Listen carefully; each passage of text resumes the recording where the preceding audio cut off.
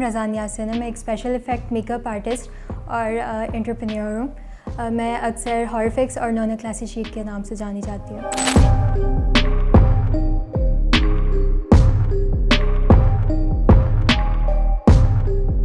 SFX makeup पूरी दुनिया में यूज़ होता है और ये आप सिर्फ एक डरावना कैरेक्टर बनाने के लिए नहीं करते। आप कुछ जैसे वुंड्स हो गए या फिर आपको कोई फैंटेसी कैरेक्टर बनाना है या फिर आपको एजिंग दिखानी है, तो इन सब में भी यूज़ होता है। तो ये वाइडली नॉर्मल आपके यूज़ होता है कोई भी ड्रामा या फिर कोई भी फिल्म, किसी चीज़ में भी।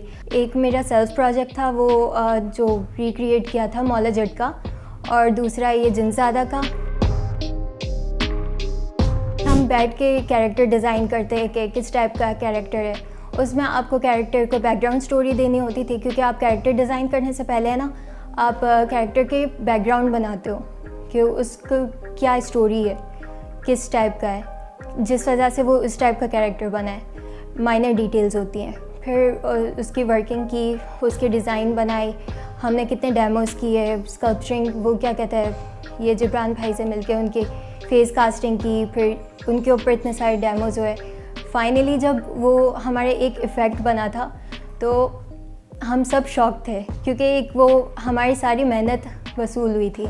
तुमने नियत कर ली, समझो तुम्हारा काम हो गया। मुझे लगता है कि जब मैंने स्टार्ट किया था तब मुझे अपने अंदर ये नेचुरल टैलेंट लगा था, तो फिर मैं उसमें प्रैक्टिस करती रही।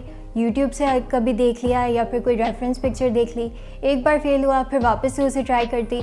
तो ये सारा खुद से प्रोसेस सीखा है।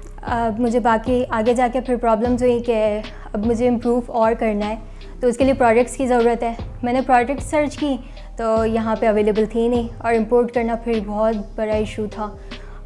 एक तो एक्सपेंसिव, ऊपर से उस वक्त इम्पोर्ट का भी इशू था, कोविड था। तो फिर मैंने सोचा कि अब यहाँ पे प्रोडक्ट्स भी नहीं है, तो अब प्रोडक्ट्स का भी मुझे कुछ करना पड़ेगा। तो मैंने 1 साल लगाया इस प्रोडक्ट्स के बारे में रिसर्च की कि ये कैसे क्या होती है, इसका टेक्सचर कैसा होता है, इसके इंग्रेडिएंट्स क्या हैं। फिर मैंने कॉस्मेटिक फार्मुलेशन के कोर्सेज स्टार्ट किए। मेरी जो ऑफिशियल सबसे पहली जो शूट हुई थी वो वीडियो थी आसिम अज़हर की, कभी मैं कभी तुम। तो उसमें फ़ाद मुस्तफ़ा की आई स्वेलिंग दिखानी थी और उसमें लाइव ब्लीडिंग, तो वो भी एक मेजर चैलेंज था। फिर इसके बाद हमारे दूसरे वो थीसिस और सब होते गए। फिर एक मेडिकल शूट आई थी। फिर इसके बाद हमारे यंग स्टनर्स का हुआ, और फिर यंग स्टनर्स में आपको ब्लास्ट का और वो सब था, मेजर डर्ट और ब्लड। जिनज़ादा का हुआ। जिनज़ादा के इसमें हमारी डेमो चल रहा था, सारी बातचीत हो रही थी। फिर इसके बाद हमारे शहजाद रोय का हुआ था, वो उसमें सारा आपको फ्लड के ऊपर था। वो वैसे बात करें तो ये मुझे भी डर लगता है, मुझे अंधेरे से डर लगता है, मैं असली खून नहीं देख सकती।